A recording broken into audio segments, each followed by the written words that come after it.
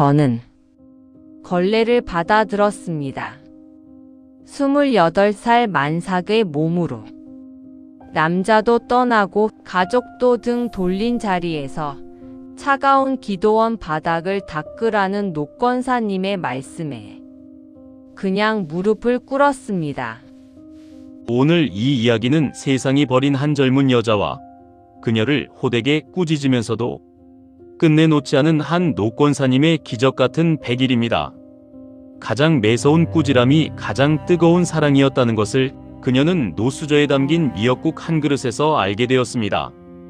이 이야기를 끝까지 함께 해주세요. 저는 김지수입니다. 28이라는 나이가 어린 건지 많은 건지도 몰랐습니다. 그냥 살아왔습니다. 특별히 나쁜 사람도 아니었고 특별히 착한 사람도 아니었습니다. 그냥 평범하게, 아니 어쩌면 조금 철없이 세상이 제가 원하는 대로만 흘러갈 거라고 믿으며 살아왔습니다.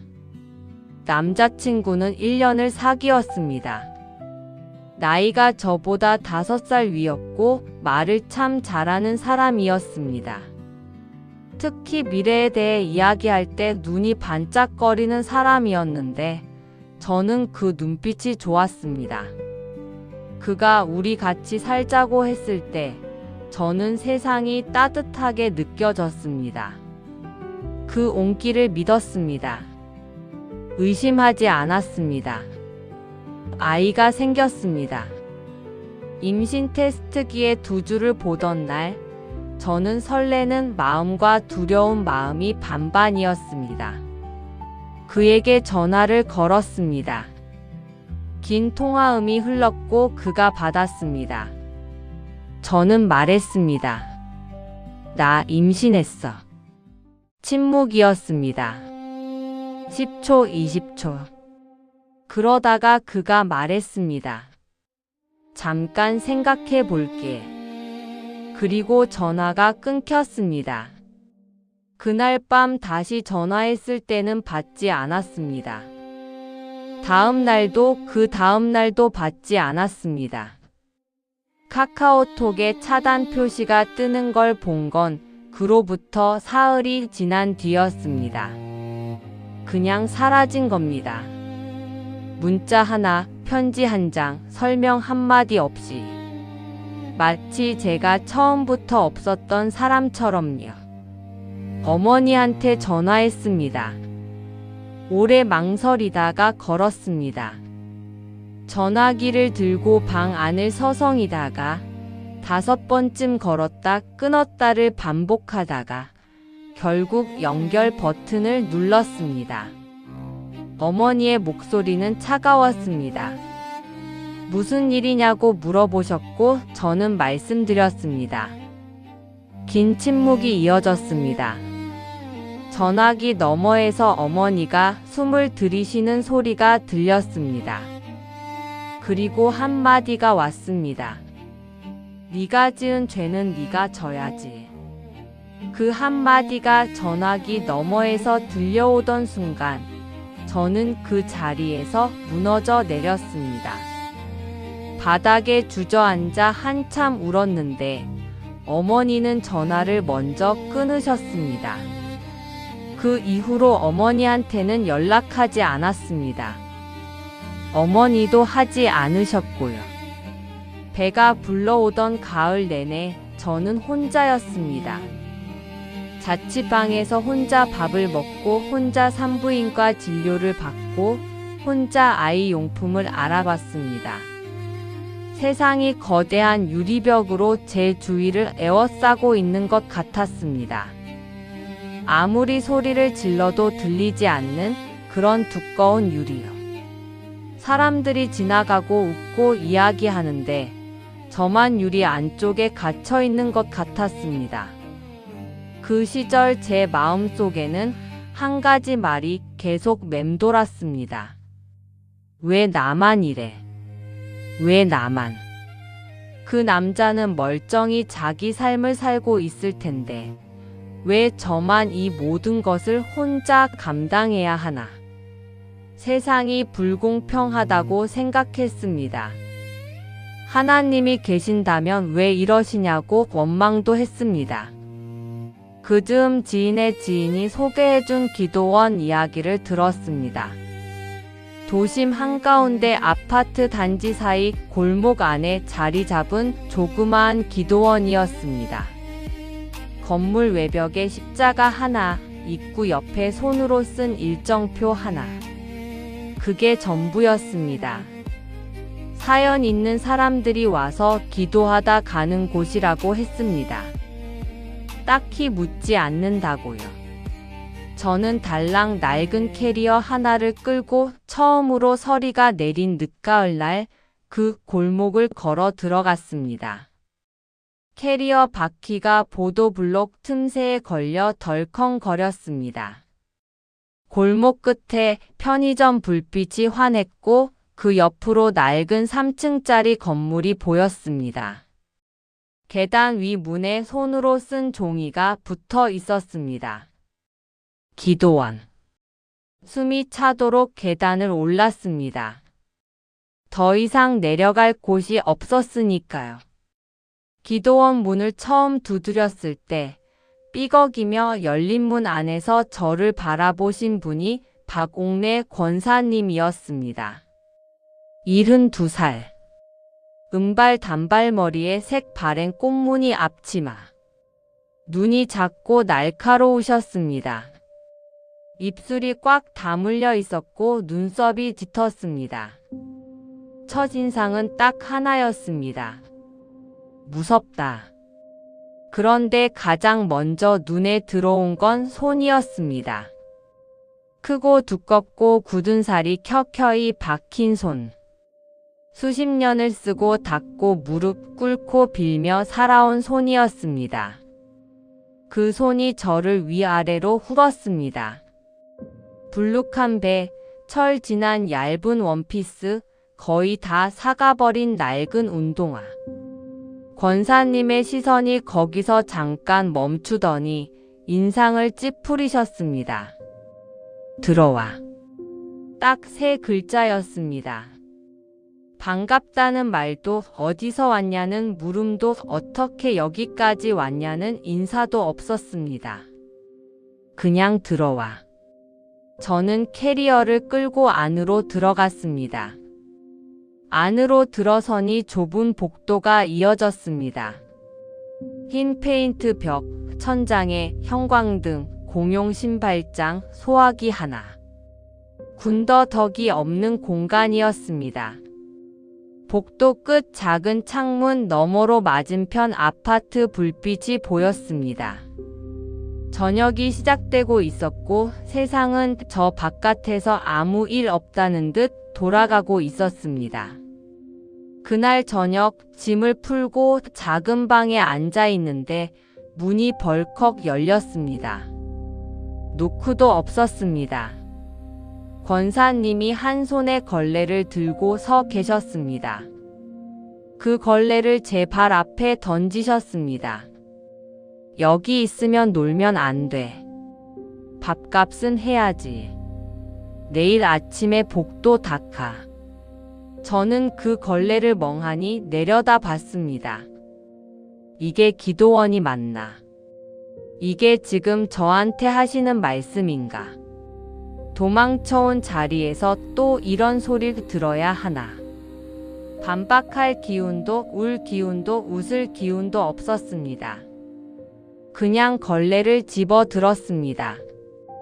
다음 날 아침 만삭의 배를 안고 무릎을 꿇어 복도를 닦았습니다. 손이 차가운 장판 바닥에 닿아 금방 빨개졌습니다. 무릎이 저려왔습니다. 배가 워낙 불러서 앞으로 숙이는 것도 힘들었는데 그렇게 한참을 닦고 있는데 지나가던 권사님이 말씀하셨습니다. 힘없이 닦으면 뭐가 닦여. 제대로 해. 눈물이 핑 돌았습니다. 억울했습니다. 하나도 안 위로받고 하나도 안 쉬어가고 이게 뭔가 싶었습니다. 이 세상에서 저를 이렇게 면전에 대고 꾸짖는 사람은 처음이었습니다. 어머니조차 전화로 한마디 하시고 끊어버리셨는데 권사님은 저를 직접 보면서 이러셨습니다. 원망이 가슴에 차올랐습니다. 그 원망이 며칠째 이어졌습니다. 권사님은 날마다 뭔가를 시키셨습니다. 어느 날은 기도원 입구 계단을 쓸고 어느 날은 예배실 유리창을 닦고 어느 날은 공용 화장실 타일을 박박 문지르라고 하셨습니다. 만삭의 배를 끌어안고 쪼그려 앉아 타일을 닦는 저를 보면서도 권사님은 한마디 거드셨습니다. 구석까지 해야지. 보이는 데만 닦으면 안 돼. 처음에는 그 말도 저를 향한 말인 줄 알았습니다. 너 같은 애는 근본부터 틀렸다는 소리인 줄 알았어요. 그런데 묘하게도 몸을 쓰다 보면 머릿속이 조금씩 맑아지는 기분이 들었습니다. 남자 생각, 어머니 말씀, 앞날에 대한 막막함이 몸을 움직이는 동안만큼은 잠깐 밀려났습니다. 이 사실을 인정하고 싶지 않았는데 인정하지 않을 수가 없었습니다. 그런데 이상한 일이 생겼습니다. 밤마다 방이 따뜻했습니다. 분명 보일러가 잘 안 된다고 들었는데 밤이 되면 어김없이 온기가 올라왔습니다. 어느 날 아침에는 방문 앞에 우유 한 팩이 놓여 있었습니다. 뚜껑도 안 뜯은 하얀 우유였어요. 처음에는 기도원에 오가는 다른 집사님이 두고 간 줄 알았습니다. 그런데 밤 10시가 지나도록 불이 켜져 있는 방이 기도원 전체에서 권사님 방뿐이라는 걸 어느 날 알게 됐습니다. 화장실에 가다가 우연히 봤는데 그 방에서 작은 소리가 들렸습니다. 기도 소리였습니다. 그 기도 소리에서 제 이름이 들렸습니다. 지수. 하나님, 저 아이가 무사히 낳게 해주십시오. 죄는 죄고 생명은 생명이오니 이 아이를 붙들어 주십시오. 주님 부탁드립니다.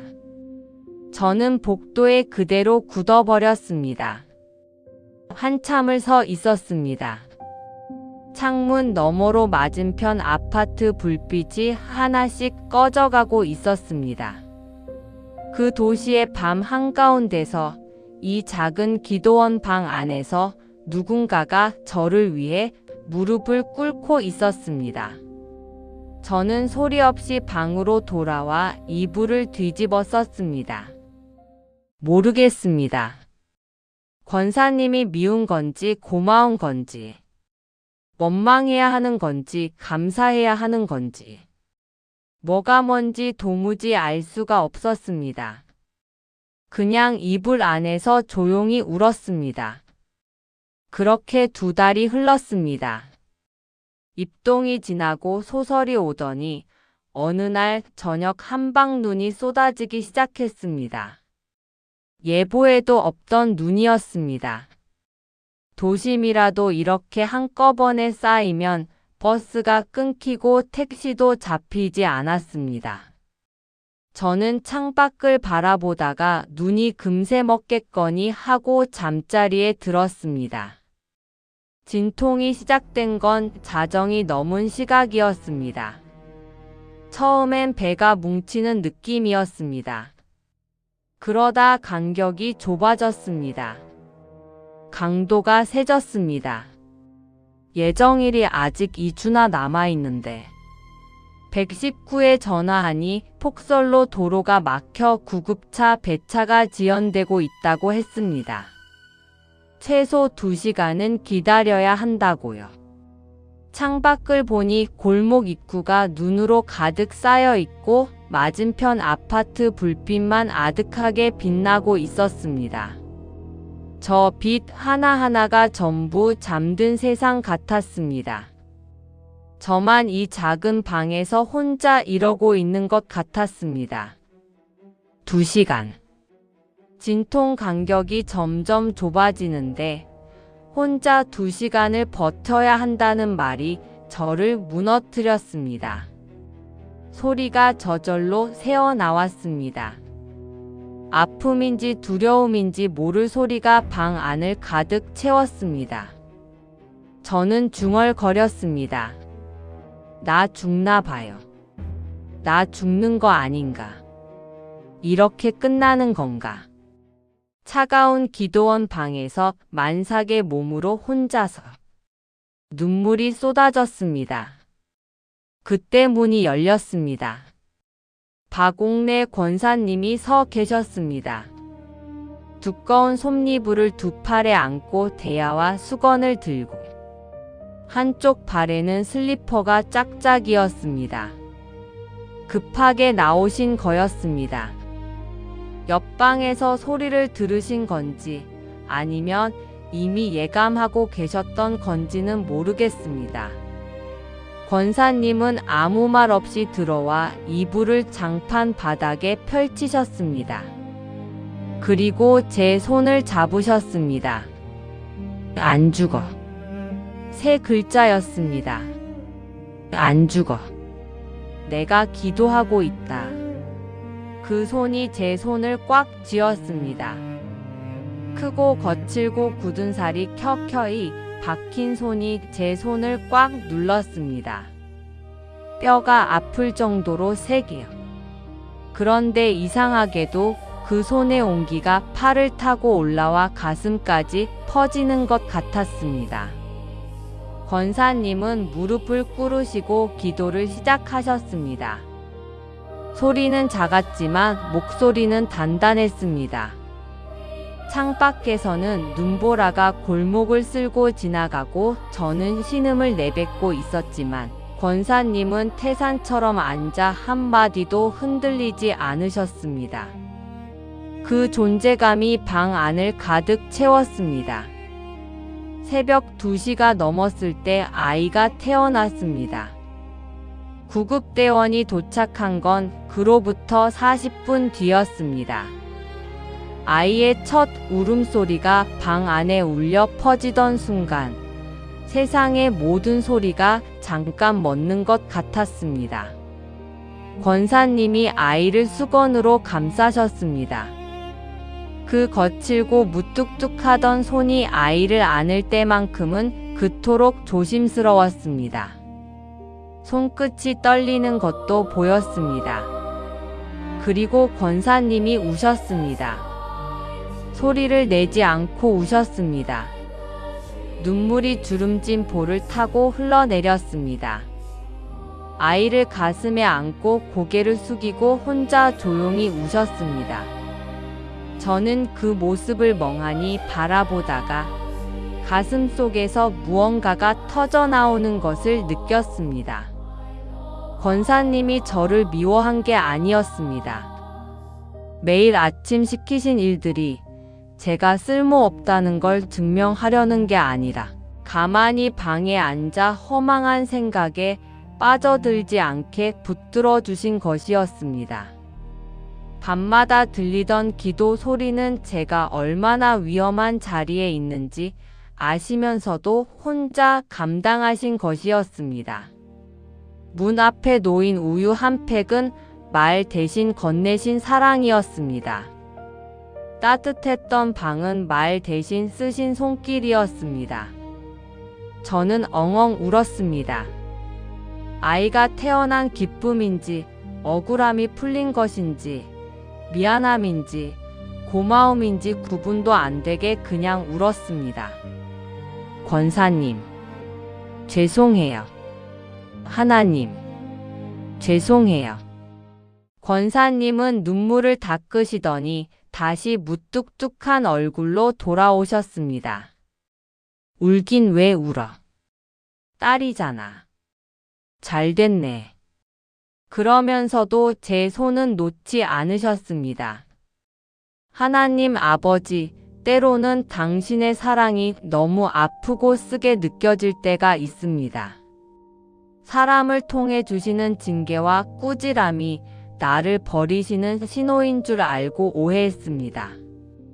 하지만 그 모진 소리 너머에 나를 살리려는 당신의 뜨거운 눈물이 있었음을 오늘 지수의 이야기를 통해 깨닫습니다. 우리를 포기하지 않으시고 귀한 조력자를 보내주시는 주님의 은혜를 찬양합니다. 아멘. 무릇 내가 사랑하는 자를 책망하여 징계하노니 그러므로 네가 열심을 내라 회개하라. 요한계시록 3장 19절 말씀입니다. 아이를 낳고 열흘이 지났습니다. 산후조리를 권사님이 도맡아 해주셨습니다. 아무것도 해드린 것도 없고 아무것도 모르는 제가 의지할 수 있는 사람은 그분뿐이었습니다. 권사님의 산후조리 방식은 단순했습니다. 아침마다 미역국을 끓이셨습니다. 기도원 작은 주방에서 큰 냄비 가득 두꺼운 미역이 잘게 잘려 국물 속에 잠긴 진한 국이었습니다. 참기름 조금, 국간장으로만 간을 하신 국이었는데 그 냄새가 복도를 타고 방 안까지 퍼져 들어오면 코끝이 시큰했습니다. 화려하지도 특별하지도 않은 국인데 왜 그 냄새가 그렇게 서럽고 따뜻한지 알 수가 없었습니다. 창밖으로는 아침마다 맞은편 아파트 사람들이 출근하고 아이들이 등교하는 소리가 들려왔습니다.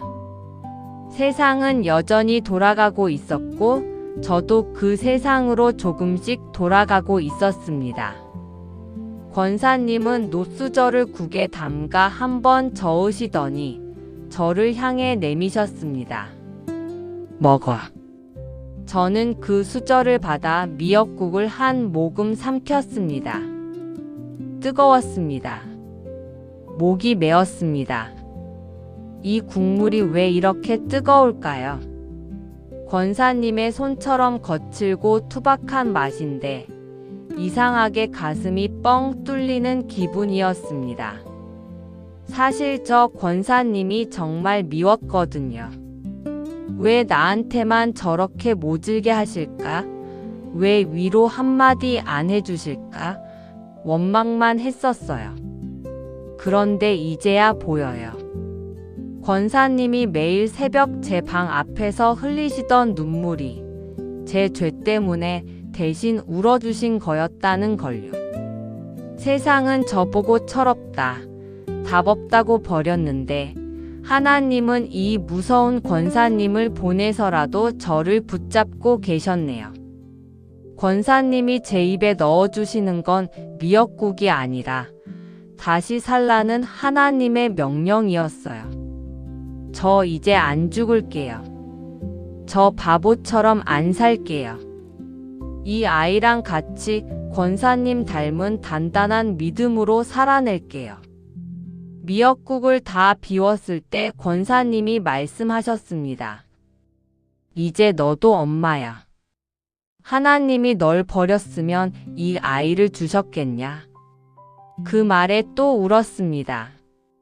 권사님은 빈 그릇을 가져가시며 질질짜긴 이라고 하셨지만 등을 돌리시면서 어깨가 살짝 떨리는 것을 저는 봤습니다.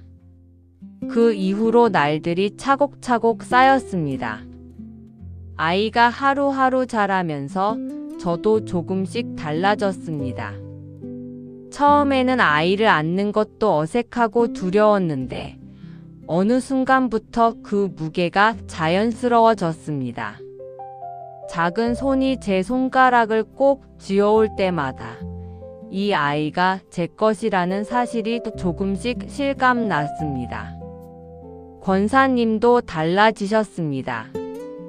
여전히 말씀은 무뚝뚝하셨지만 조금씩 변하셨습니다. 어느 날은 아이 이름을 지어야 하지 않겠냐며 먼저 말을 꺼내셨고 어느 날은 손수 꿰매신 아기 이불을 들고 오셨습니다. 바느질이 조금 삐뚤었지만 솜이 두껍고 따뜻했습니다. 어느 날 저녁에는 아기를 내려다 보시면서 눈이 엄마 닮았구만 하고 짧게 말씀하셨는데 그 말이 그렇게 기쁠 수가 없었습니다. 칭찬인지 아닌지도 모르겠는데 기뻤습니다. 저는 기도원에서 처음으로 혼자 기도해 봤습니다. 권사님처럼 무릎을 꿇고 두 손을 모으고 눈을 감고 할 말이 많았는데 막상 입을 열면 울음이 먼저 나왔습니다. 그래도 괜찮았습니다.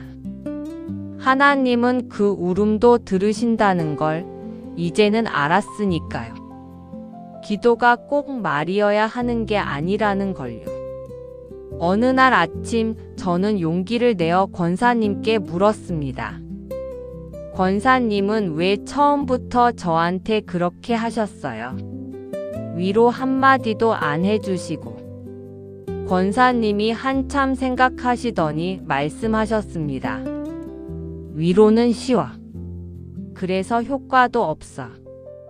네가 스스로 일어서야 하니까. 그러려면 자빠져도 바닥이 있다는 걸 알아야 하니까. 걸레질도 못하는 년이 어떻게 아이를 키우겠어. 억울하지 않게 웃었습니다. 처음으로요. 그 웃음이 나오던 순간 저는 알았습니다. 제가 기도원에서 받은 건 위로가 아니었다는 걸요. 더 큰 것이었습니다.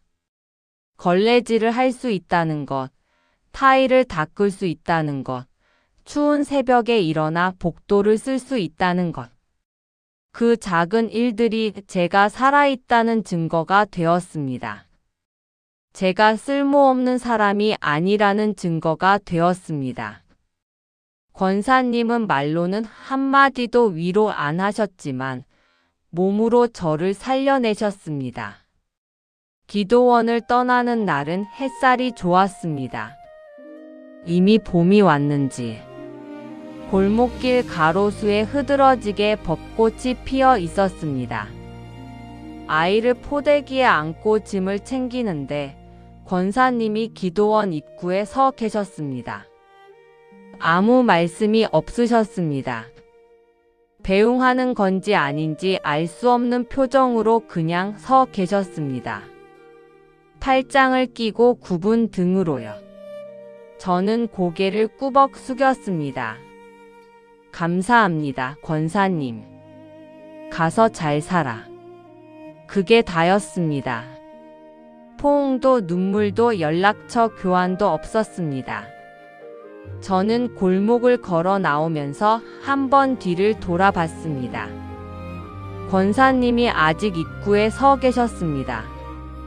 굽은 등으로 팔짱을 끼고 멀어지는 저를 바라보며 뒤로는 낡은 3층 건물, 옆으로는 아파트 단지, 앞으로는 평범한 도심 골목. 그 아주 평범한 풍경 한가운데 권사님이 작게 서 계셨습니다. 그렇게 작게 보이는 분인데 그렇게 큰 힘을 주셨습니다. 그 굽은 등이 보였습니다. 저 등이 저를 업어주신 예수님의 등이었다는 것이. 거칠고 투박하고 따뜻한, 끝까지 포기하지 않는 그 등이었다는 것이.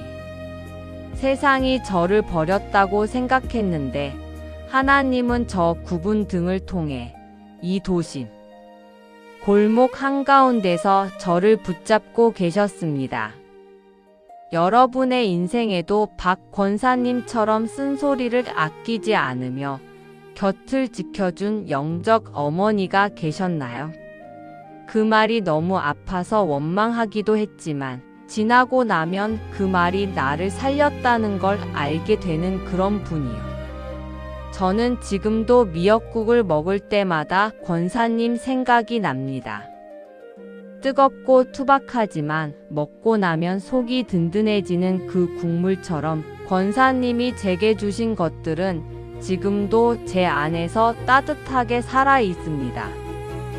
그 고마운 분의 이름을 마음속에 떠올리며 댓글로 감사한 마음을 남겨주세요. 혹시 지금 혼자 감당할 수 없는 무게 때문에 숨어 지내는 분이 계신다면 이 영상이 따뜻한 미역국 한 그릇이 되어줄 것입니다. 조용히 그분의 창가에 이 영상을 전해주세요. 하나님은 당신을 버리지 않으셨습니다. 지금도 누군가를 통해 당신 곁에 계십니다.